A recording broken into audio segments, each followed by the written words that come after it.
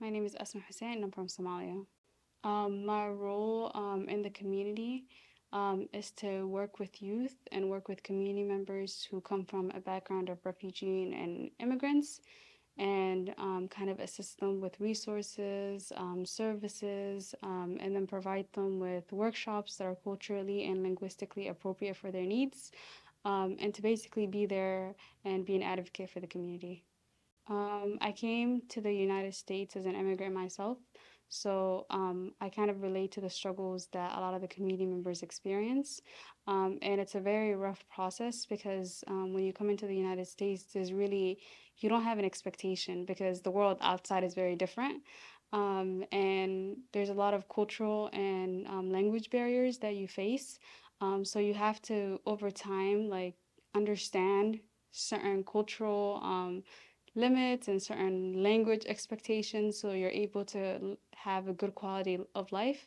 There's a lot of challenges you face as an immigrant when you come into the United States. And I think a lot of those challenges, although they're connected to some of the differences that individuals experience, like maybe back home, or a lot of lived experience they come with, whether that's like war, trauma, violence, execution, and then those things kind of carry along, and then they're binded with new set of challenges here. So it's very hard to navigate.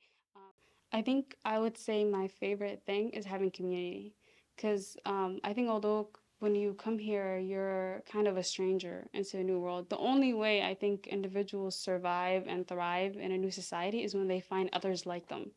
And I think you build each other as a community, you help each other. I think kind of from an example from my experiences when we came here, like the community we went to was a Somali community because there's some individuals who lived here a little longer than us. So they showed us the pathway to kind of, oh, this is what you need to do. This is how you acclimate. This is what you need to do in order to go to school or go to work or, have these certain needs met. And I think community is really my favorite part because although it's a space to kind of have individuals who come from your own same background and you can relate to them, I think you're also exposed to other communities around you who do things differently, who kind of have different, values and different, set of beliefs. And it's really good to see that because I think it becomes almost like a melting pot. Things you wouldn't experience outside of here is what I'm trying to say. Hmm. I would say the mosque. And the reason I say that is I think not only is it a hub of the community, but it's also a reminder and a source of strength for me to not only connect with God, but to connect with my brothers and sisters in the community. And we understand like our struggles, we share like a very special relationship. And I think obviously that's grounded in who we are as a community and in our faith. But I think that's the one place, if I would say, that is most meaningful to me and to our community members. And like, let's say if you were to ask them, well, what can we, like, let's say, like choose A or B, like what goes and what stays. Like everybody would say the mosques stay and the community center stays and the faith-based centers stay because those are the places that bring us together. I think maybe the familiarity of certain things. Because I think sometimes when you're from like a certain culture and you're back home, there's a certain level of familiarity you have with the individuals around you, with the culture around you, with the land itself around you. So I think when you come here, that's sort of lost. But I do think that over time, you can build a new familiarity with the space that you're in. But I don't think it's ever going to be the same. My favorite food.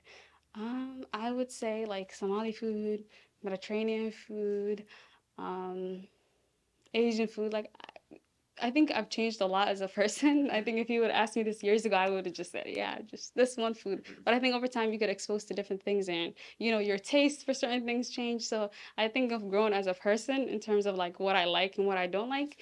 And I can, proudly say that I like a lot of different dishes. But I think my favorite food will always have to be like home cooked cultural food.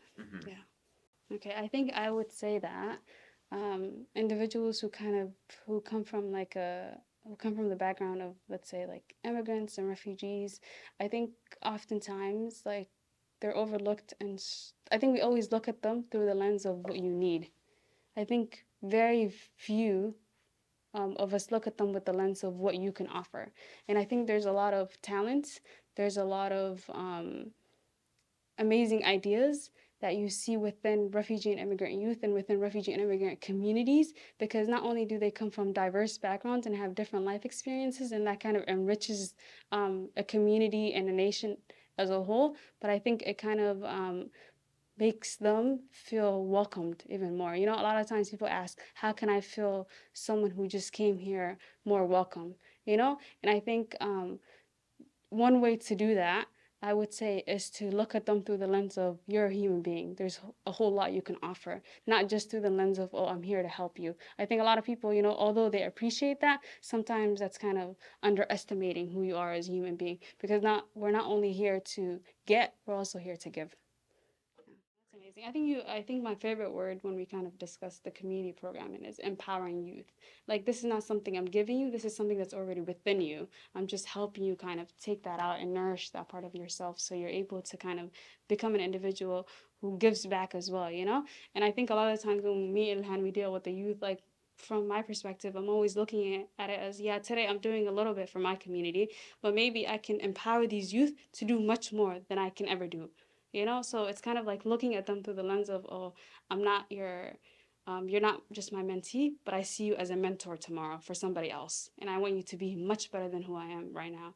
So I think kind of like changing your perspective a lot of the times like plays a big role in how we deal like with our community members. Sometimes you need a parent, sometimes you need a teacher, sometimes you need a community member, sometimes you need a faith leader, but you need individuals that kind of bring out the best in you. Yeah. Otherwise, if you never had those individuals, then that part of you is lost. You never discover it. And I read that once in a book, and I was like, wow.